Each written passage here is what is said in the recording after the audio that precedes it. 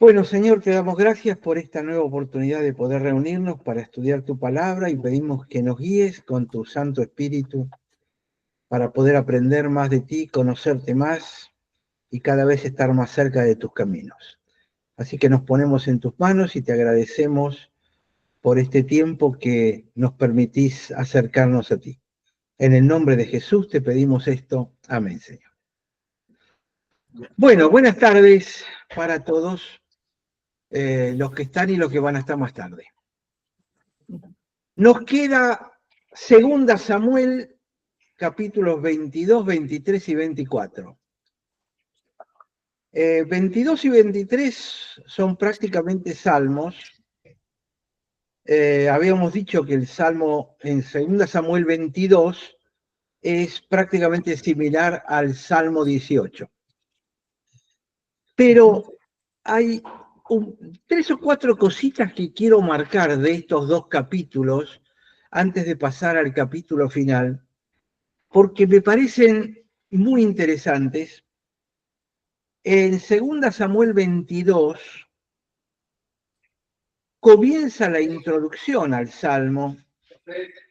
Dice, habló David a Jehová las palabras de este cántico el día que Jehová le había liberado de la mano de todos sus enemigos y de la mano de Saúl.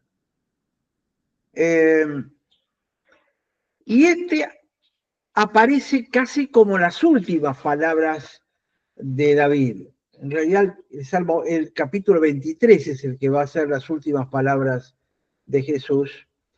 Así que pareciera ser un resumen de agradecimiento de David a Dios por todas las veces que lo liberó. Ahora, cuando uno lo empieza a mirar, tanto esto como el Salmo 18, que es básicamente lo mismo,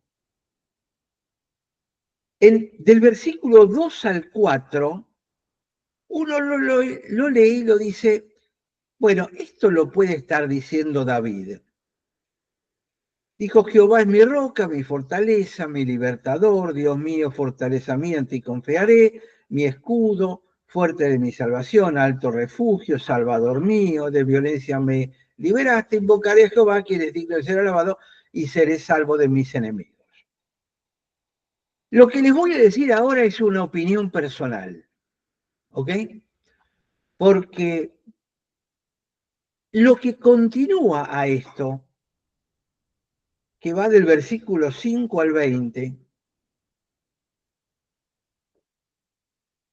he tratado de leer comentarios sobre esto y les soy honesto, y leí un montón de comentarios, porque los tengo todos resumidos en algún programa de computación.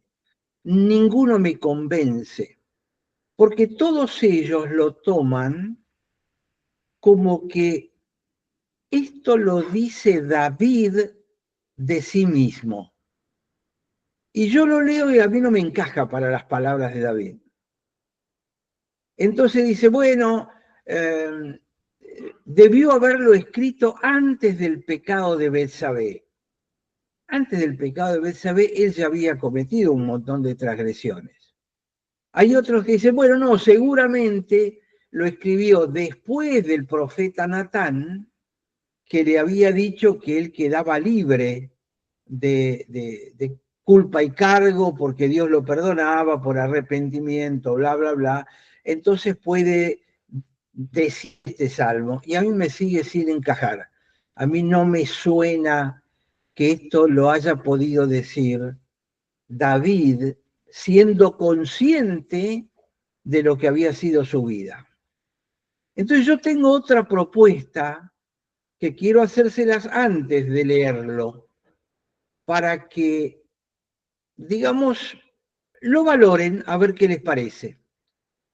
Para mí, David empezó él, pero yo creo que a partir del versículo 5 en adelante, empieza a profetizar lo que le va a pasar a Jesús.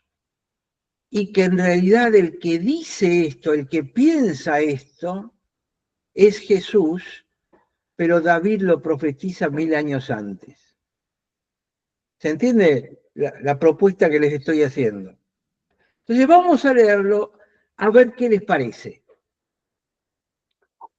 A partir del versículo 5, dice, me rodearon ondas de muerte, torrentes de perversidad me atemorizaron, ligaduras del Sheol me rodearon, tendieron sobre mí lazos de muerte, en mi angustia invoqué a Jehová y clamé a mi Dios. Él oyó mi voz desde su templo, mi clamor llegó a sus oídos. Y fíjense la descripción ahora. La tierra fue conmovida y tembló, se conmovieron los cimientos de los cielos, se estremecieron porque se indignó él. Humo subió de su nariz y de su boca fuego consumidor, carbones fueron por él encendidos, e inclinó los cielos y descendió, y había tinieblas debajo de sus pies, y cabalgó sobre un querubín y voló sobre las alas del viento, puso tinieblas por su escondedero alrededor de sí, oscuridad de aguas y densas nubes. Dígame si esto no es la crucifixión. Y densas nubes, por el resplandor de su presencia se encendieron carbones ardientes, y tronó desde los cielos Jehová, y el Altísimo dio su voz. Envió sus saetas y los dispersó. Lanzó relámpagos, los destruyó. Entonces aparecieron los torrentes de las aguas, quedaron al descubierto los cimientos del mundo. A la reprensión de Jehová por el soplo del aliento de su nariz, envió desde lo alto y me tomó. Me sacó de las muchas aguas, me libró del poderoso enemigo y de los que me aborrecían, aunque eran más fuertes que yo. Me asaltaron en el día de mi quebranto, pero Jehová fue mi apoyo y me sacó a lugar espacioso. Me libró porque se alegró de mí. Jehová me ha premiado conforme a mi justicia. Esto a David no le encaja. Conforme a la limpieza de mis manos, me ha recompensado. ¿Te das cuenta? No me cierra. Porque yo he guardado los caminos de Jehová y no me aparté impíamente de mi Dios, pues todos sus decretos estuvieron delante de mí y no me he apartado de sus estatutos. Fui recto para con él, me he guardado de mi maldad, por lo cual me ha recompensado Jehová conforme a mi justicia, conforme a la limpieza de mis manos delante de su vista.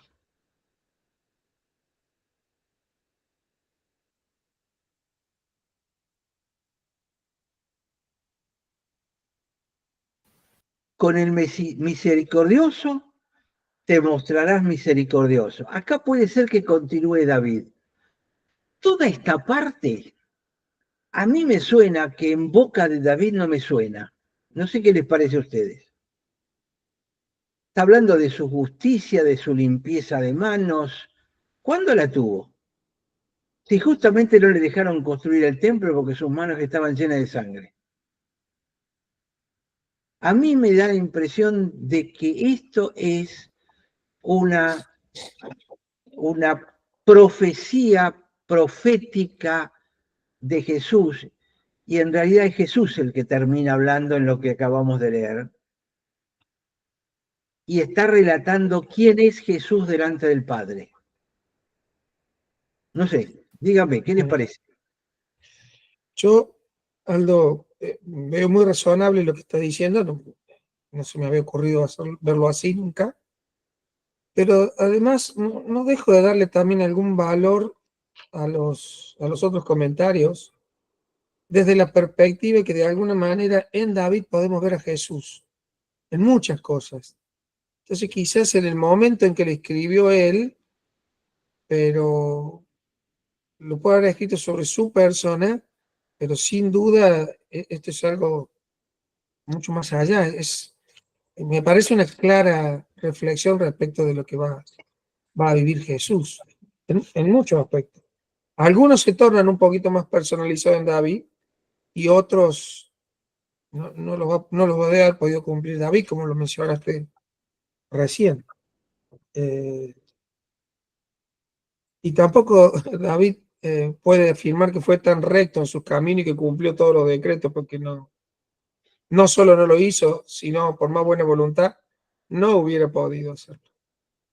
Así que... Por eso que yo planteo la identificación de Cristo con David y de David con el Cristo, creo que hace que el Espíritu Santo lo haya realmente arrebatado e inspirado para escribir algo así. Y cuando ustedes siguen leyendo el Salmo, después sí aparece, bueno, el consejo, cómo hay que comportarse, qué es lo que aconseja, etcétera, etcétera. Pero a mí me parece como que, ¿vieron esos momentos que uno se pone a orar y que se pierde en la oración? Porque uno se mete en el espíritu de tal manera que no se da cuenta de quién es ni lo que está diciendo. ¿Qué hemos de pedir como conviene? No sabemos, pero el espíritu intercede por nosotros. A mí me da la impresión esa en este salmo, porque yo creo que ni siquiera sintiéndose perdonado, que sería la situación nuestra como cristianos, David puede decir: yo estoy limpio de manos, soy justo, no tengo nada para reprochar. Me parece fuera de lugar, salvo cuando estemos en la presencia de nuestro Dios, que Jesús nos diga: bueno, todas las cosas viejas pasaron, todas fueron hechas nuevas, no hay ni más recuerdo de todo eso. Pero creo que nosotros, mientras vivimos, seguimos teniendo recuerdo de esas cosas que son manchas en nuestras vidas, ¿no? Entonces, por lo menos quería tirarles este concepto como para decir, les sacudo un poco al piso a ver qué les parece. O sea, Léanlo con más ganas, el Salmo 18, ¿no? Es como que me parece que arrancara del Getsemaní y su tiempo de sudor de sangre y esa angustia que debe haber vivido extrema Jesús. Pero me llama la atención que de golpe empieza a hablar en futuro. El 4 dice: invocaré a Jehová, cuando otras traducciones lo traducen en pasado. Entonces no sé por qué el 4 está en futuro y después vuelve a hablar en tiempo pasado. Después en tiempo presente, mi angustia invoqué, no, ese es pasado. ¿Qué versículo es? El 4 dice: invocaré a Jehová, pero los otros hablan todos en pasado. Es el 22:4. Sí. Esperá.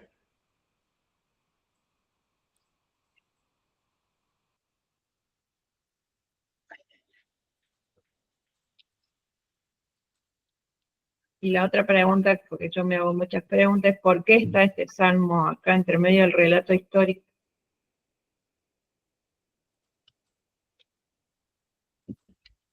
Sí, el verbo se puede traducir en futuro, pero es un verbo activo imperfecto. Es decir, invoco y seguiré invocando en forma continua, sería la traducción. Por eso te lo ponen en futuro. Bueno. Invoco y seguiré invocando a Jehová, que es digno de ser alabado, así que de tal manera que yo pueda ser salvo de mis enemigos. Sería la traducción más o menos literal de eso. Así que bueno, esto era lo que quería señalar para no meternos demasiado en un montón de palabras, porque si no vamos a estar varios meses con todas las palabras del Salmo, ¿no? En valor simbólico. Así que, no sé, Sata, ¿ustedes tienen algo que decir? ¿O Omar? ¿O...?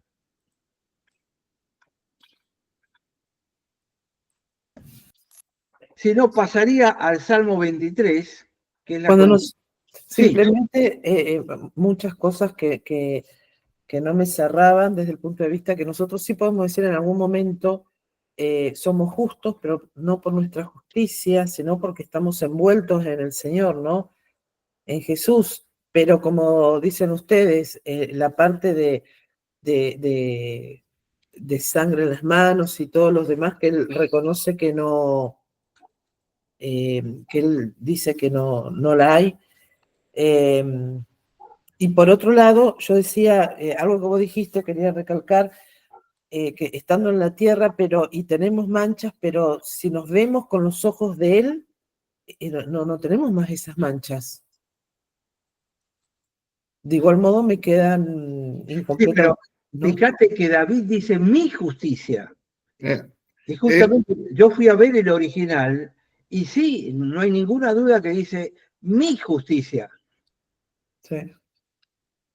Es un término muy extraño, ¿no? Sí. Yo me quiero poner del otro lado de la vereda, del Dale. otro lado de la vereda, y leyendo un poquito acá y viendo, por ahí estoy interpretando mal, pero es posible. Dice, por lo cual me ha recompensado Jehová conforme a mi justicia. No se estará dando cuenta él que Jehová lo recompensó, pero tenía que haberlo recompensado aún más si él se hubiese portado, o sea, si no se hubiese equivocado tanto como se equivocó. Si bien, a ver, entendemos que David era un hombre conforme al corazón del Señor, pero cuando dice mi justicia, yo creo que él se está dando cuenta, yo no sé, mi pensamiento, ¿no? Que el Señor lo recompensó por lo que él hizo y que no hizo todo bien. Por su justicia imperfecta recibió un montón de castigos. A eso me refería, no me salía el enganche. Entiendo lo que se quiere decir. ¿Me entiende lo que yo quiero decir? Que por la justicia de él recibió un montón de castigos del Señor y él se da cuenta de eso. Las manos ensangrentadas, la muerte de su hijo con Betsabé, y un montón de cosas más que se desatan a partir del pecado ¿cómo se llama? De David. No sé, estoy leyéndolo.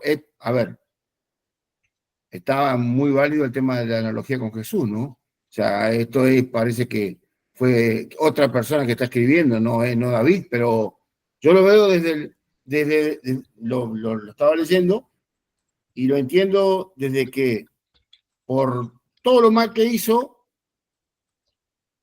por su justicia, por la justicia no de Dios, sino la justicia de él, Dios no lo recompensó gratamente. Es lo que vos dijiste recién. Entiendo y puede ser tranquilamente. El tema que la parte que les mostré, en ningún momento David, que yo recuerde, tiene durante su reinado un terremoto que genera la oscuridad a la que se refiere. Y sí ocurrió cuando Cristo está siendo crucificado, rodeado de oscuridad y rodeado de nubes y de todo lo que sabemos, que se abrieron las tumbas, salieron los muertos. Es decir, fue realmente un episodio tremendo. Esa descripción, yo no recuerdo ningún pasaje de David donde haya ocurrido una cosa semejante. Aparte, fueron tantos los episodios donde hubo enemigos. ¿A cuál en especial se está refiriendo? En ninguno de ellos hubo la oscuridad que hubo. Entonces, uno podría concluir que es cierto lo que estás diciendo, quizá a lo mejor está diciendo, conforme a mi justicia imperfecta, yo tuve que pasar por un montón de problemas. Y Dios me mandó un montón de todas estas cosas. Ahora, ahí hay un sector, es como, ¿se acuerdan del Salmo 22? El Salmo 22 donde dice, estoy rodeado de perros, se pueden contar mis huesos, describe la crucifixión, echaron suerte sobre mis ropas. El Salmo 22 es la descripción de la crucifixión de Cristo. Y el Salmo 23 que viene pegado fue el pensamiento de Jesús estando crucificado al final de su vida. Jehová es mi pastor, nada me faltará, aunque ande en valle de sombra de muerte, no temeré. Es el propio Jesús. Y el Salmo 24 que continúa, dicen, alcen, oh puertas, las puertas porque va a entrar el rey. Salmo 22, 23 y 24, que son una secuencia, son la descripción de la crucifixión de Jesús, lo que Jesús estaba pensando. Salmo 22 empieza con Eloi lama sabactaní, ¿se acuerdan? Entonces David escribió el Salmo 22 describiendo lo que le iba a pasar a Jesús 2000 años más tarde. ¿Por qué razón el Salmo 18 no puede estar describiendo el episodio que lo rodeaba, la crucifixión? Es decir, cuando acto estas ideas, es como que me parecen coherentes o lógicas, ¿no? Sí, más que Jesús citó salmos y a su vez en Hechos habla, así como David profetizó, o sea, dan por sentado de que David fue rey y fue profeta. Claro, por inspiración del Espíritu Santo, ¿no? Claro, no como profesión, entiendo, sino como don, un don de profecía. Ahora, fíjense que en el orden en que está, Salmo 18, 19, 20, 21, yo no sé si ahí no hay una progresión hasta el 22, 23 y 24 que claramente tienen que ver con la crucifixión. Les pongo digamos, la inquietud, por si tienen ganas de leerlo, de un saque. Estamos tan acostumbrados a estudiar pasajes aislados. Salmo 23. Eloi lama sabactaní, pero se quedan en los primeros versículos. Y el Salmo 18 por otro lado. Y los vemos todos por separado y nos cuesta entender la interrelación que puede haber en el gran pantallazo, en la gran imagen. Toda esa secuencia. ¿Tiene coherencia o no? Bueno, se los quería dejar allí como inquietud. Tarea para el hogar. Homework. Exactamente. Así que bueno, de acá quiero pasar al 23, al capítulo 23, que sería el último salmo de David, dice, de alguna manera, porque va a hablar del carácter del Rey perfecto de Dios, el carácter de Cristo, ¿no? Estas son las palabras postreras de David. Dijo David, hijo de Isaí, hijo de aquel varón que fue levantado en alto, el ungido del Dios de Jacob, el dulce cantor de Israel, el Espíritu de Jehová ha hablado por mí. Opa, ¿esto no tendrá relación con el capítulo anterior? Y su palabra ha estado en mi lengua. El Dios de Israel ha dicho, me habló la roca de Israel. ¿Habrá un justo que gobierne entre los hombres? Bueno, él se estaba proclamando como justo eventualmente en el capítulo anterior. ¿Habrá un justo que gobierne entre los hombres? ¿Que gobierne en el temor de Dios? Será como la luz de la mañana, como el resplandor del sol en una mañana sin nubes, como la lluvia que hace brotar la hierba de la tierra. En realidad no es pregunta, por lo que veo, dice, ¿habrá un justo que gobierne entre los hombres? Y ese sí puede ser, está hablando de Jesús, ¿no? Exactamente.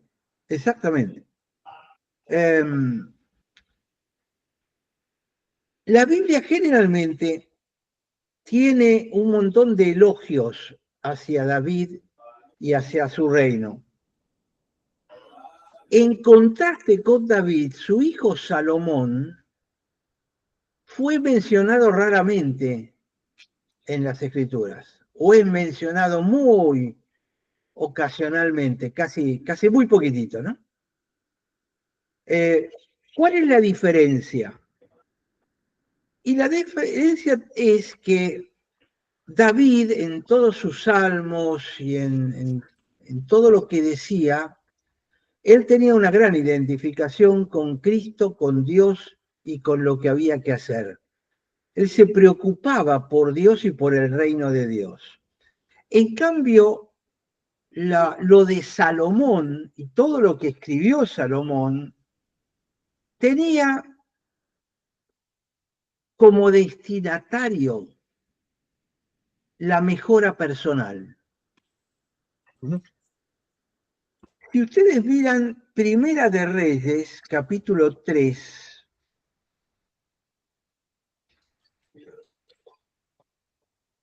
Primera Reyes,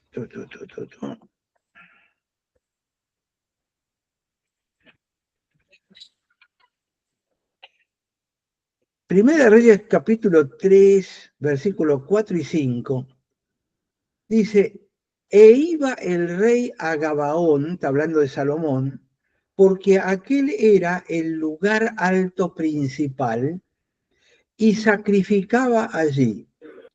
1000 holocaustos sacrificaba Salomón sobre aquel altar, en Gabaón, no en Israel, no en Jerusalén. Y se le apareció Jehová a Salomón en Gabaón una noche en sueños y le dijo, pide lo que quieras que yo te dé. Y Salomón le dice, hiciste gran misericordia a tu siervo David, mi padre, porque él anduvo delante de ti en verdad, en justicia y con rectitud de corazón para contigo, y le has reservado esta tu gran misericordia que le diste un hijo que se sentase en su trono como sucede en este día. Ahora pues, Jehová Dios mío, tú me has puesto a mí, tu siervo, por rey en lugar de David. Soy joven, no sé cómo entrar ni salir. Tu siervo está en medio de tu pueblo al cual tú escogiste, un pueblo grande que no puedo ni contar. Dale a tu siervo un corazón entendido para juzgar a su pueblo. Y uno siempre ha escuchado este pasaje como diciendo que bien, Salomón lo que pidió fue sabiduría para aplicar.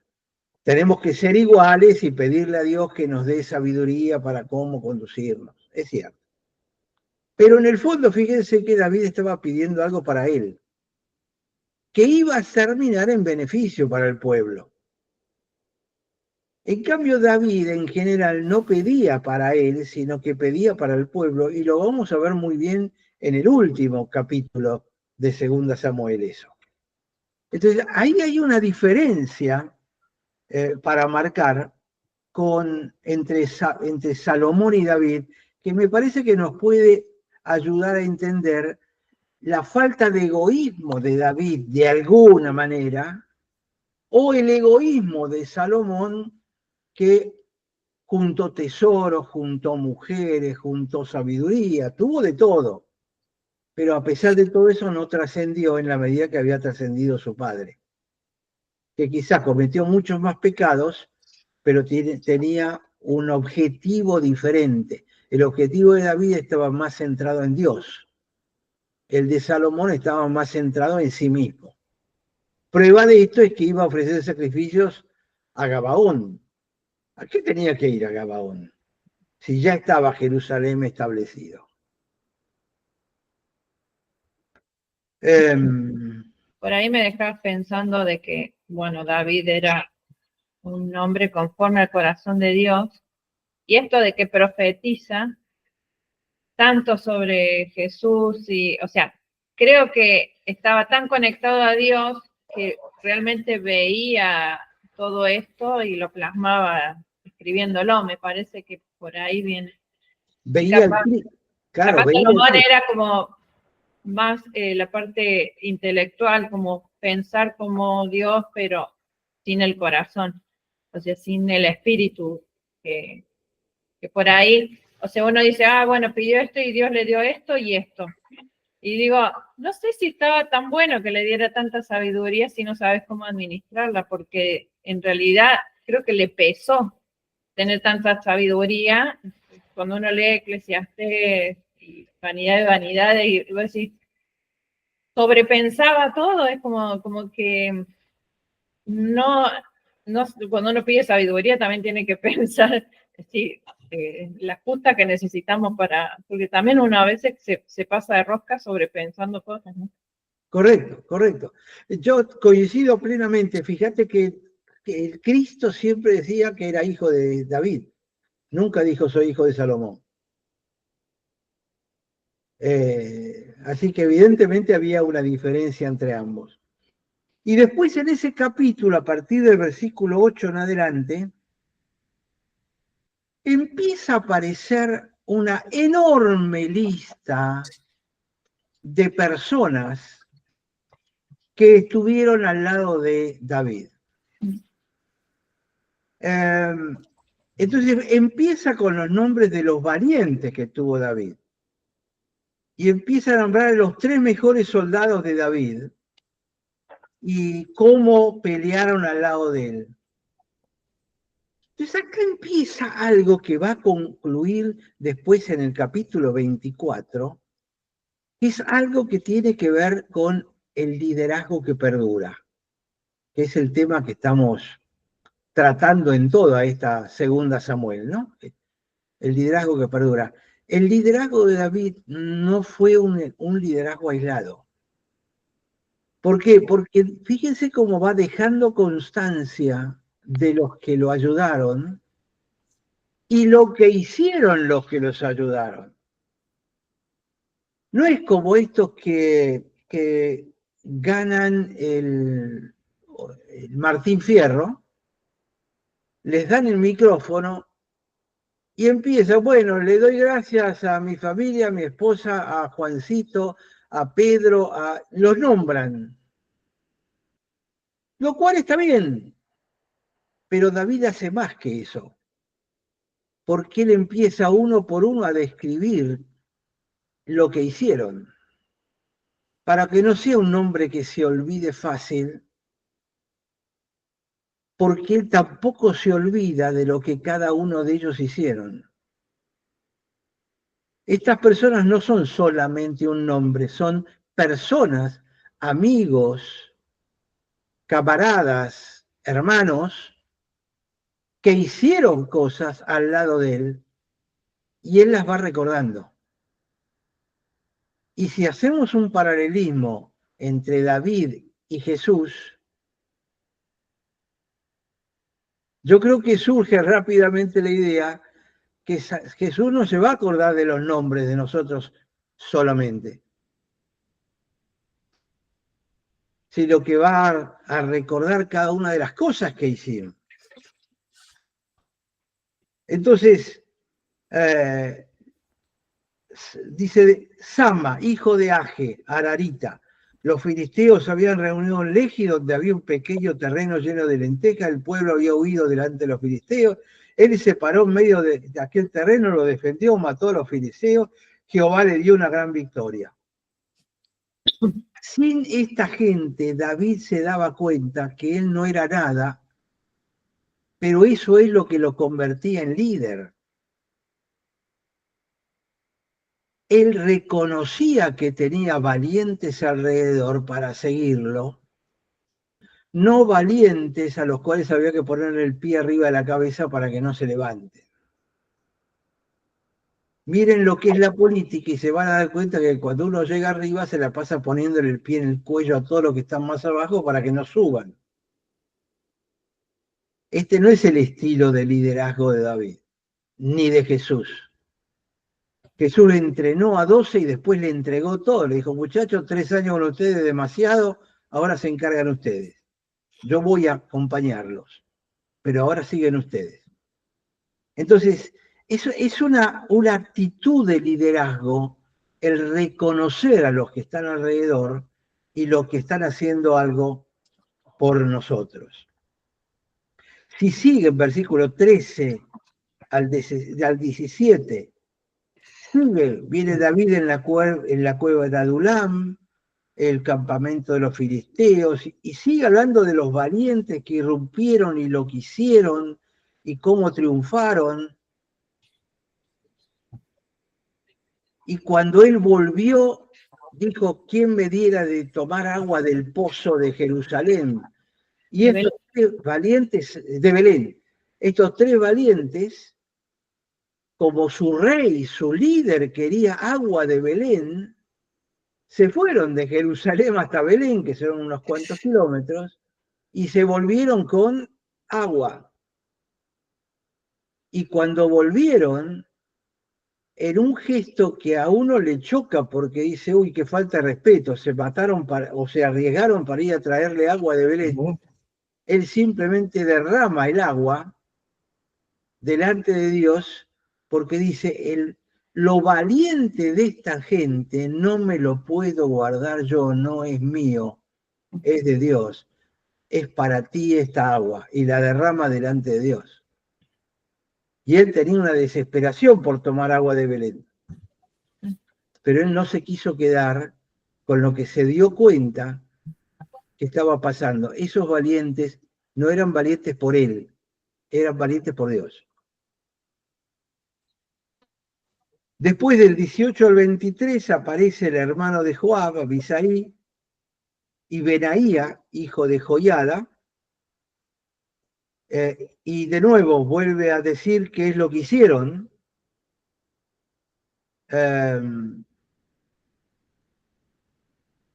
Del 24 al 39, fíjense la cantidad. Acá ya no dice tanto de qué hicieron cada uno, pero hay una larga lista de nombres que lo sirvieron. Y observen al final del 39 el nombre que aparece. Urías Eteo. Sí. Y dice 37 por todos. Nombra a 37 líderes reconociendo a uno que él mandó a matar.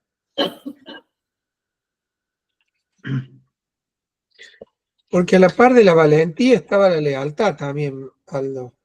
Y Urías Eteo fue leal a un nivel de que le costó la vida, ¿no? Pero que él lo reconozca cuando él lo había mandado a matar, a mí me parece un gesto de grandeza tremendo. Sí, yo no sé si le llamaría grandeza, sino un gesto, no sé cómo llamarlo, pero de honra, de decir, este tipo era valiente, este tipo es que era grande porque era tiene que estar en humilde. la lista de los valientes. Era grande porque era humilde. Uh-huh. Es decir, al que se humilla es al que Dios levanta. Entonces, me parece que por ahí pasa gran parte de estos dos capítulos. Su cercanía con Dios lo hace describir lo que Dios ha hecho, y al final de todo, al final de su vida, ¿qué hace? Reconoce a todos los que estuvieron alrededor de él cuidándolo y que le permitieron ganar batallas. Esto es lo que hace que un liderazgo perdure. Porque no se comió la gloria y la honra para él. Perdón, Aldo. Sí. ¿El que está escribiendo esto no es Samuel? Sí, pero está escribiendo la lista de los valientes de David. Sí. Es decir, Dios lo reconoce a través del profeta. A Urías, perdón. Pero Samuel ya había muerto en los últimos días de David. Sí, dice, y lo puso David como jefe de su guardia personal. Es decir, quizás sí, pero de alguna manera fíjate que él está reconociendo lo que David hizo, ¿o me equivoco? Claro. No, sí, a eso me refiero. Pero ¿quién está escribiendo esto? Es el segundo libro de Samuel. Supuestamente Samuel debe estar escribiendo, pero Samuel, como dice Ananías, ya había muerto para este entonces. Ahí me hizo un ruido bárbaro. Bueno, acordate que, por ejemplo, Isaías, como para darte una respuesta de esto, Isaías, toda la profeta Isaías se puede dividir En tres. en Sí, tres sí, Isaías, ¿no? sí, sí, Primero, sí. segundo y tercero. En realidad abarca casi un periodo, algunos dicen que de 800 años, así que no pudo haber Exacto. sido Isaías el que escribió todo, sino que sus discípulos, sus seguidores, son los que siguieron escribiendo bajo el nombre de él.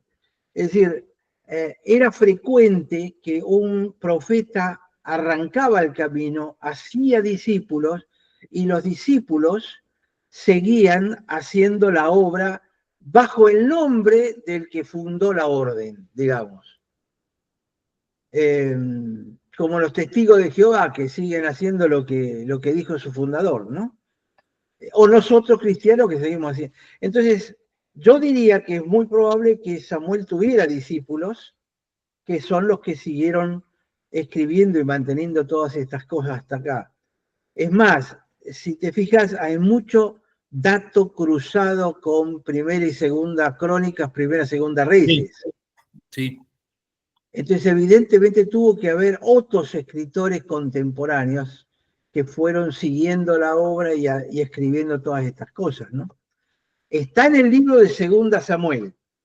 No creo que lo haya escrito Samuel, pero de todos modos se marca la grandeza de David en estas actitudes que él tuvo, ¿no? Ujú.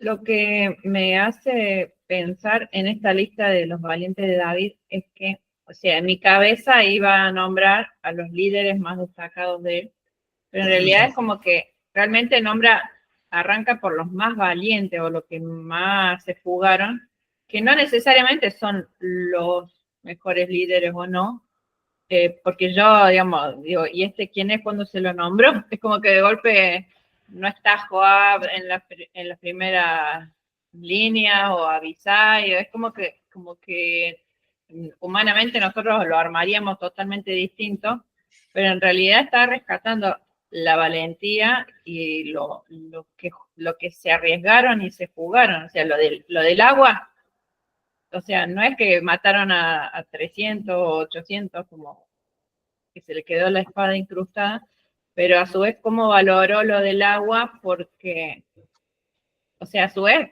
creo que debe haber tenido temor a veces uno dice en voz alta cómo me gustaría y alguien se lo toma tan a pecho y decir,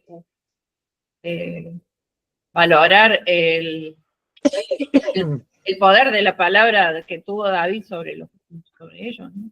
Es como Jesús con Pedro, Juan y Santiago, los tres que estaban al lado. Después vienen los otros 8 discípulos. Después vienen los 70. Son como círculos de influencia desde el centro, los más cercanos, los más importantes, a los más periféricos. Acá sigue más o menos la misma secuencia, pero hace un reconocimiento por nombre de un montón de gente, ¿no? Me parece que, sobre todo para lo pastoral o para el líder de una iglesia, es importante ser conscientes de esta graduación, de esta secuencia, cómo reconocer a los que trabajan alrededor de uno. Yo creo que se los comenté, mi primer viaje a Singapur para ir al Congreso de Haggai, el primer domingo nos llevaron a una iglesia metodista que estaba ahí a 2 cuadras del instituto, y esa iglesia metodista tenía 2 cultos simultáneos, uno en el templo, muy tradicional, de piedra, con vitró, con todos los chiches, con las ropas clericales metodistas típicas, y otro en el salón de jóvenes que era totalmente juvenil y moderno, contemporáneo, en el año 87, así que hace mucho tiempo. Pero en la parte de abajo me llamó mucho la atención que ellos ese día pusieron a cargo de los grupos caseros a un grupo de unas 12 o 15 personas. Era una iglesia de 2.000 miembros, más o menos. 10 o 12 personas fueron las que ese día llamaron adelante ellos tienen como la Iglesia Católica un barandal para no entrar en la parte, digamos, de adelante de todo. Entonces los hicieron pasar, se arrodillaron todos ellos, y los pastores y los ancianos fueron a esta gente, les impusieron manos y oraron por ellos, encomendándoles las reuniones caseras, ordenándolos delante de Dios, y después los hicieron parar, los hicieron darse vuelta, mirando a la congregación y diciéndole a la congregación: estos ahora van a ser sus líderes de hogar. Respétenlos como lo hacen con el pastor. Es decir, esa delegación de autoridad y esa ordenación oficial, a mí me parece que es algo que raramente se hace en iglesias evangélicas. Estoy hablando en general, por ahí en algunas sí, ¿no? Pero en general no se hace. Entonces, ponemos a personas a cargo y a veces no sienten el respaldo de la autoridad atrás. El peligro de eso es cuando yo los nombro sin tiempo de caducidad. ¿Qué quiere decir? Que los nombro y ahí quedan. Y después de 2 o 3 años andá a sacarlos, porque ya se enamoraron del puesto. Entonces yo creo que hay que ordenarlos, nombrarlos, delegarles por un tiempo determinado y después, como decíamos cuando éramos chicos, a Berlín. Tiene que salir sí o sí. ¿Para qué? Para que no se sienta dueño. Porque si no viene esto que estamos viendo incluso en nuestro país, se perpetúan en el puesto. Cualquiera hacía el puesto. Sí, una vez me nombraron, chau, de acá no me mueve nadie, por la cantidad de privilegios que eso significa. Pero a mí me parece que es importante este balance, que creo que tiene que ver un poco con todo esto que comentamos hoy, ¿no?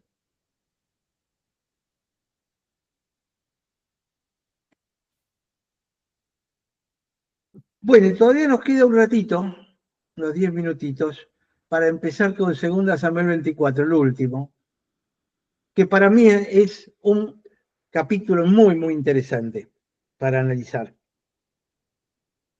Dice así: volvió a encenderse la ira de Jehová contra Israel, venía todo bien y de golpe, ¡pum!, capítulo 24, explota todo. Estábamos casi al final. Qué bien que estaba David, estaba todo bárbaro. Volvió a encenderse la ira de Jehová contra Israel e incitó a David contra ellos a que dijese: ve, haz un censo de Israel y de Judá. Y dijo el rey a Joab, general del ejército que estaba con él: ahora recorre todas las tribus de Israel, desde Dan hasta Beersheba, desde el norte al sur, y haz un censo del pueblo para que yo sepa el número de la gente. Y acá en lo que quiero que vayamos pensando en paralelo es cuando nos preocupamos de la cantidad de miembros que tiene nuestra iglesia. Porque es lo mismo. Sobre todo en la década del 90 en adelante, la obsesión de las iglesias por el número de miembros que tienen, el número de bautismos que tienen, el número de dinero que recogen. Y yo me declaro culpable, porque yo he entrado en esa onda. Una persona que viene y te va a enseñar algo y es pastor de una iglesia de 30 personas, decís, bueno, está bien, es un buen hombre, con buenas intenciones. Pero te viene uno que pastorea una iglesia de 600 miembros y le prestas atención de manera diferente. Dígame que no. Sí, uno dice que lo respalda a la congregación, no sé, uno piensa por ahí. Porque es la mentalidad empresarial. Cuanto el número sea más grande, más importante es la empresa. Ni hablar si la congregación tiene radio y televisión. Oh, no, ellos ya son otros niveles. Pero esa era la consigna del 90-2000, o sea, tener radio y Claro, canal. claro. Ahora, aquí él manda a hacer un censo. Ahora, es interesante que Primera de Crónicas 21:1, cuando ustedes leen el pasaje ahí en 2 Samuel, dice, él lo incitó a David a hacer la cosa. Y uno dice, él piensa que Dios es el que lo incitó. Pero en este pasaje paralelo, que está en Primera Crónicas 21:1, dice, y separó Satanás, o Satán, contra Israel, y movió a David a contar Israel, contar de números, de contarlo, hacer un censo en Israel. Pero es muy clarito, dice, el que separó fue Satanás. Satanás metió la cola y lo incitó a David. Aldo, Sí, en la versión K2, ¿sí? Dice así, la ira de En segunda Yahweh, de Samuel 24, ¿no? sí, Sí. la ira de Yahweh se encendió de nuevo en Israel y Hasatán agitó a David contra ellos, diciendo, ve y toma un censo de Israel y de Judá. Y en el comentario cita, bueno, habla de lo importante que es relacionar varios pasajes y habla de Primera de Crónicas 21:1. Por eso para mí es tan importante verlo en varias versiones. claro. Además, en realidad, en el original de 2 Samuel no está la palabra Satán. Aparece en Crónica. Es decir, lo que está haciendo esa versión es interpretando, extrayendo la palabra Satán de Crónica y la mete acá con finalidad aclaratoria, pero en realidad no está traduciendo 2 Samuel. No sé si estará entre paréntesis, que es como deberían haberlo puesto. Ya voy a entrar en la de Logos. Que en 2 Samuel pareciera que dice, y él incitó a David a hacer tal cosa. Pero él, incluso hay Biblias que lo ponen en mayúscula, porque interpretan que es Dios el que lo incita, lo cual no tiene mucha coherencia. Pero bueno, vale la aclaración de que Primera Crónicas destaca que fue Satanás. Uno se pregunta por qué. Y a lo mejor David, después del capítulo 22 y 23, estaba tan arriba, tan alto, que Satanás dijo, este es mío, lo agarró ahí arriba y le pegó 4 cachetadas y lo tiró para abajo, ¿no? El que esté fuerte, mira que no caiga. Claro, si David hubiera escrito esto en Mi Justicia, que tan bueno era, no puede caer en una incitación de Satanás tan fácilmente, ¿no?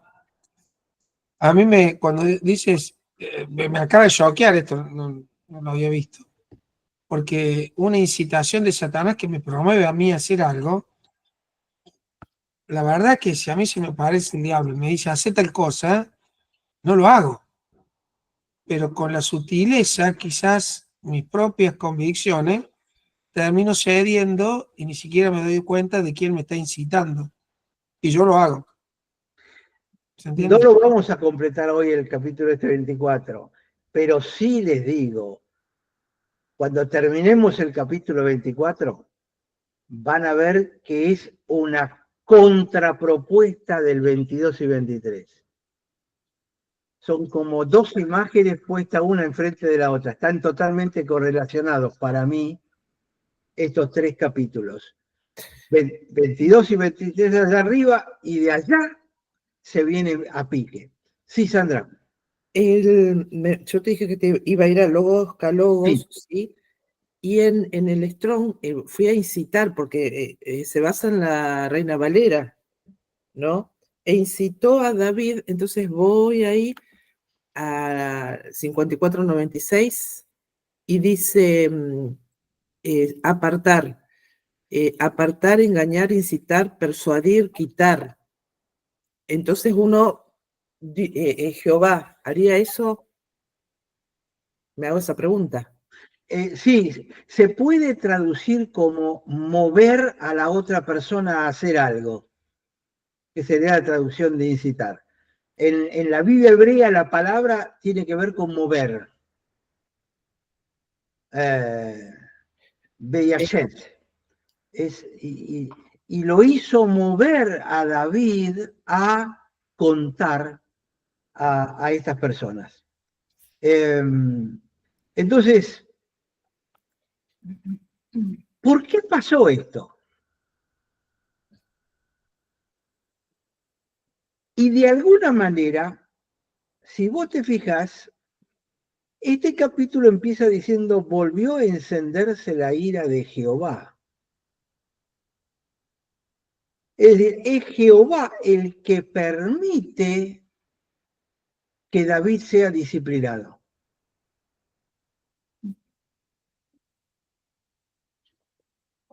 En lo humano me imagino bueno, David ya está grande y en cualquier momento traspasa el reino y hace el inventario general y dice, yo te dejé estas tropas, esto, como...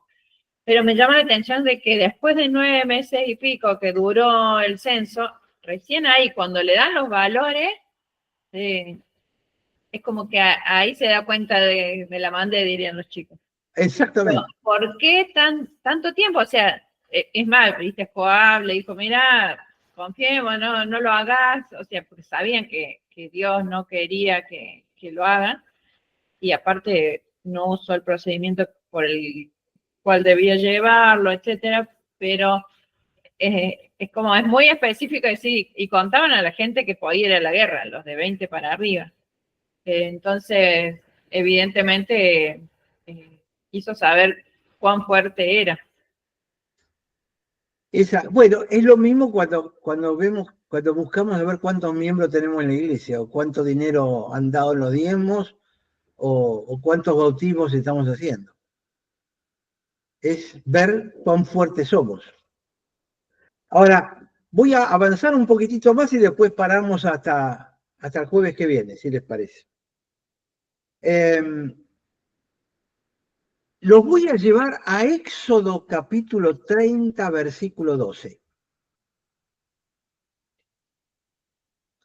Sandra, ¿cuál es la Biblia esa que vos estás siguiendo, que me mencionaste recién?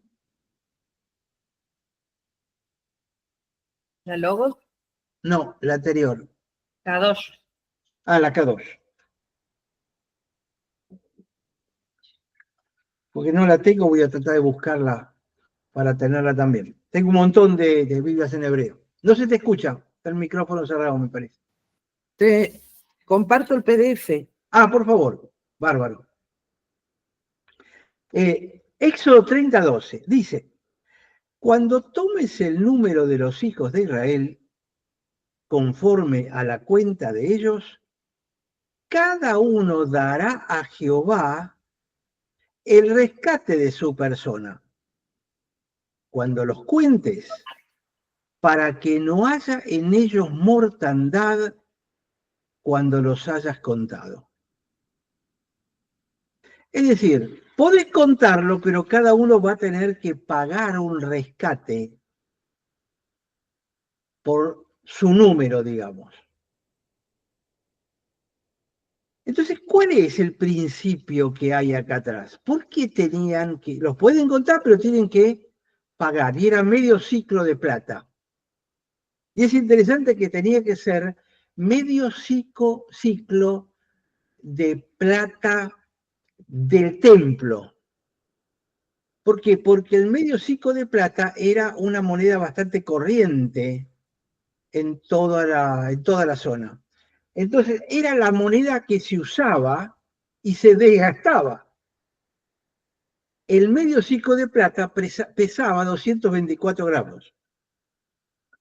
El del templo, como no circulaba entre la gente, eran 224 y no se desgastaba. El que circulaba entre la gente podía pesar menos, era menos plata, era más livianito, era más berreta. Entonces, la cosa era, tienen que pagar medio ciclo de plata. Y acá está la clave.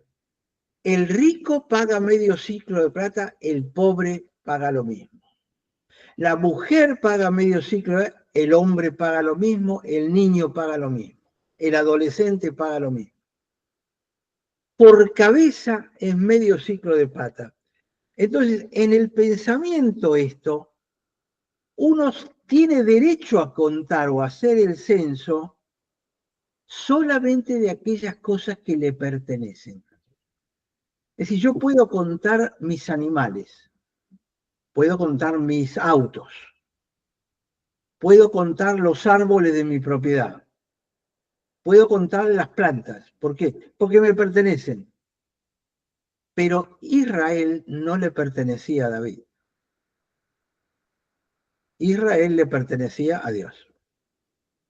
Entonces solo Jehová tenía derecho a ordenar un censo, y si David lo hacía solo, debía hacerlo por orden de Dios y recibiendo el rescate del pago por lo censado. La expiación por lo censado. El medio ciclo de plata, acuérdense de las 30 monedas de plata de Judas. El medio ciclo de plata era el pago para expiar el pecado de esa persona.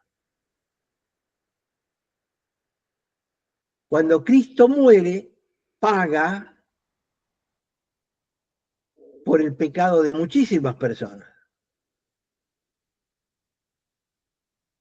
Con 30 piezas de plata no podía pagarse. Por eso el otro lo devuelve y lo termina tirando y bla, bla, bla, bla. Entonces, el hecho de hacer un censo significa que eso que estás censando te pertenece.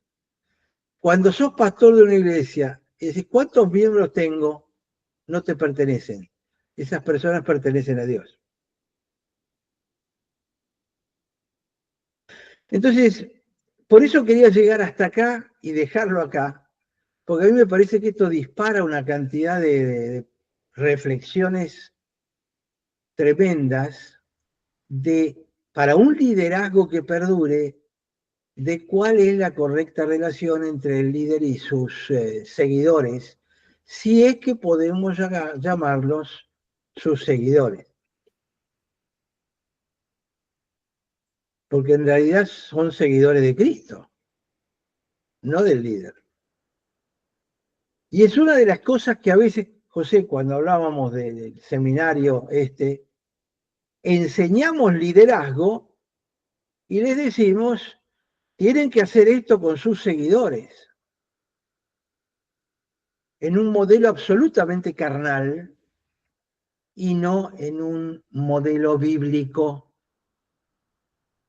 en el sentido de David, de que el Señor es el dueño, que somos responsables delante de Él, y digamos, los que nos siguen no son seguidores nuestros, son seguidores del Señor, para quien estamos sirviendo, y no que ellos nos están sirviendo.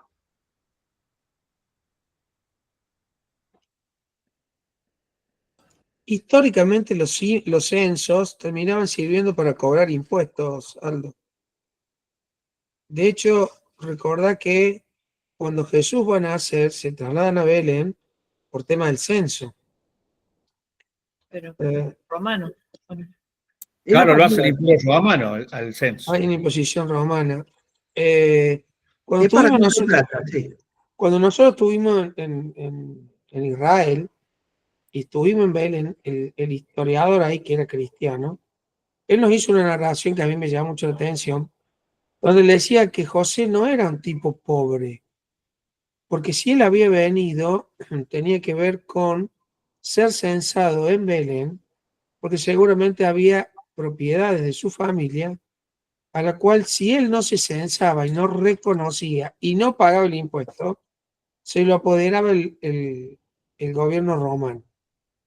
Estar en un mesón no era tampoco una señal de pobreza. El problema de la pobreza fue que no había lugar, por eso se fue al establo. O sea, que interpretaba que no debía haber tenido problema en pagar, lo que por culpa del censo seguramente no hubo lugar en la casa de su familia, o su casa habrá estado alquilada o en otras condiciones, o los tiempos lo apresuraron o lo que fuera, pero ese censo tenía que ver con una exigencia romana, tenía que ver no solo con cantidad de gente, sino con impuestos, ¿no? Entonces, en definitiva, este censo de David, y la gente termina pagando un impuesto, que irá al templo, pero un impuesto al fin y al cabo, ¿no? Un impuesto. Pero fíjate que esto no aparece en el capítulo. En ningún momento va a aparecer que David hizo este censo para juntar plata, para cobrar impuestos. Uh-huh. Él quería saber con qué fuerza de soldados contaba. Bien. Sí, sí, pero... Y pierde 70.000 hombres con la peste, ¿no? O sea, le salió mal. Bueno, ya ustedes se están adelantando con todo eso. Perdón. Ahí hay un montón de chichecitos. Sí, ahí en la pérdida, en el pago hay un montón de cosas, sí. Claro. Pero ya que todos veo que lo han leído el capítulo 24, cosa que me agrada mucho, verán que la motivación de Dios que se enoja es porque David se sentía superior a su pueblo. Y el capítulo 24 es para darle un par de cachetadas a David, bajarlo del carro y que se dé cuenta y tome conciencia que él no es más que los demás. Que él vale medio ciclo de plata.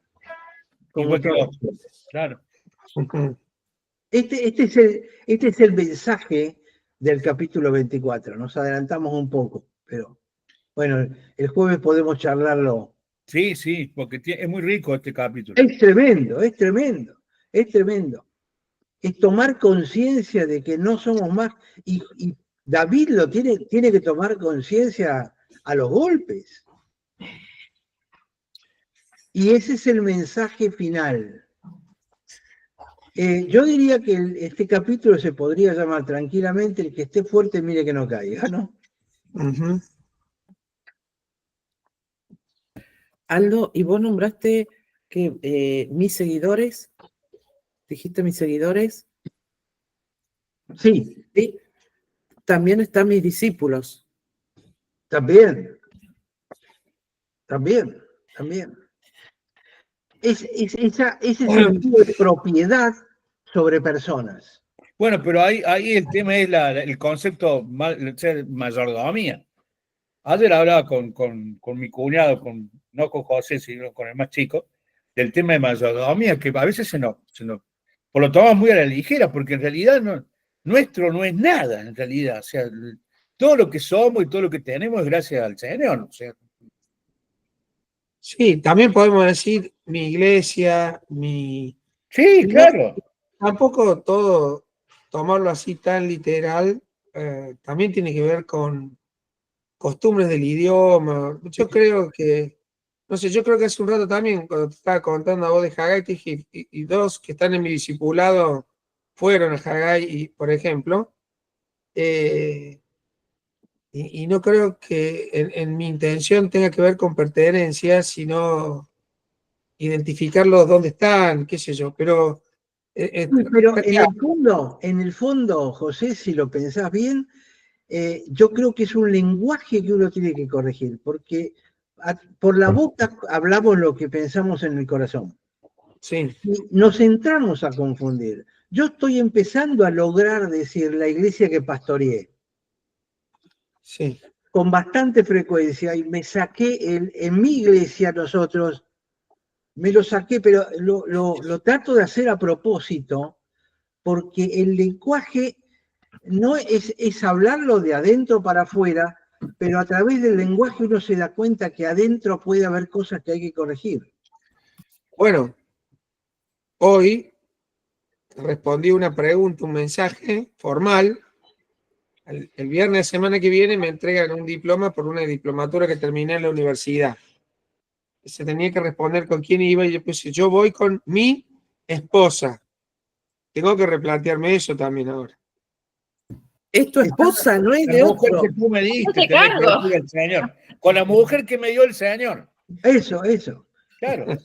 Ahora, volviendo a esto Lo cual de hace más importante a la mujer, porque es la que te dio el Señor. Exactamente. yendo a la parte de terminología, capaz a mí como intercesora soy muy cuidadosa de lo que sale de nuestra boca, hasta ahora por el tema de, estamos orando por Mateo, un sobrino nieto, ¿no? Entonces, cuando Rodolfo se estaba muriendo, a mí mucho no me gustaba contar lo que decía el médico, porque es como que vos das autoridad, ¿sí? Por otro lado, hablando con una hermana, otra intercesora de 81 años, ella decía, yo estoy sola, porque es soltera, ¿no? Entonces yo le decía, sí, estás sola con el Señor.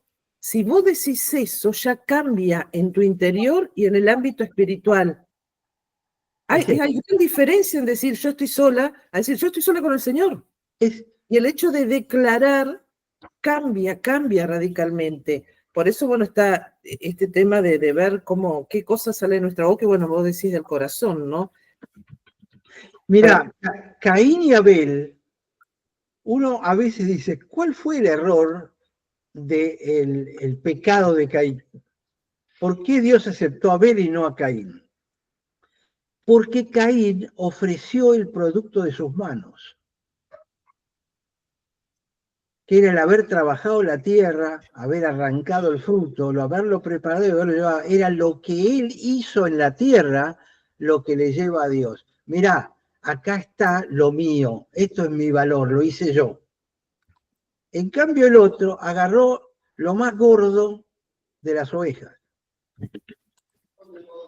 Y esas ovejas no estaban gordas y hermosas gracias a él, sino que Dios las había creado en el campo, le había dado el pasto, le había dado el agua, había hecho todo. Y él agarra lo más lindo de lo que Dios había hecho y le dice, esto es tuyo. Caín agarra lo mejor de él y le da lo de sus manos. Y por eso rechaza a Caín y acepta lo de Abel. A veces resulta difícil entender cuál es el problema con la ofrenda de Caín, pero tiene que ver con esto que estamos hablando. Es lo que yo ofrezco o lo que reconozco que le pertenece a Dios, que es lo que acá, en este capítulo, Dios le está enseñando a David. David, esta gente es mía, no es tuya. Y David lo llega a aprender, ¿no?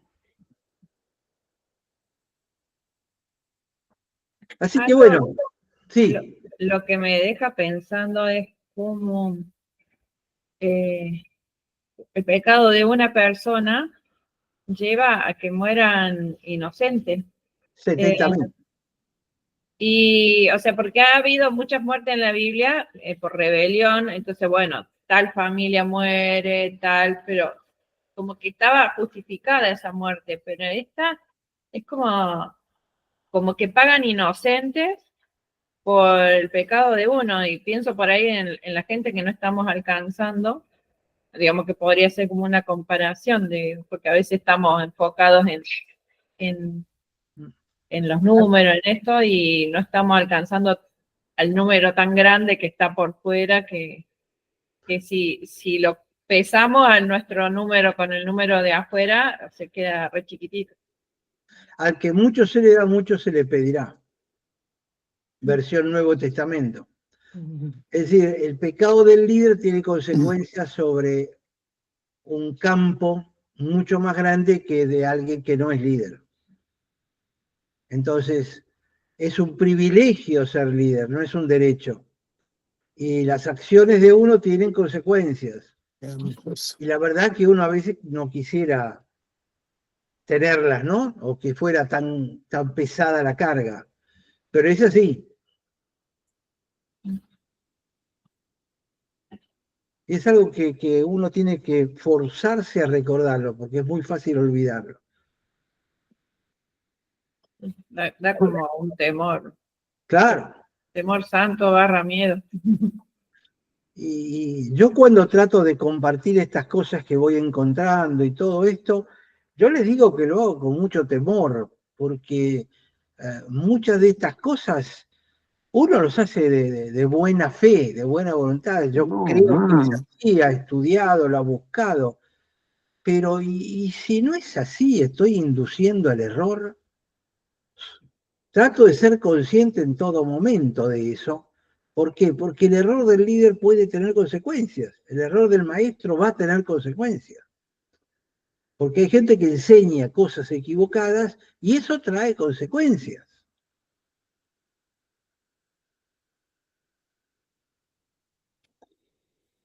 Así que bueno, si les parece, lo dejaríamos ahí y completamos el capítulo 24. La próxima creo que va a dar más para discutir o charlar que para revisarlo, pero lo revisaremos rápido y listo el pollo. Perfecto. Bueno, Aldo. Bueno.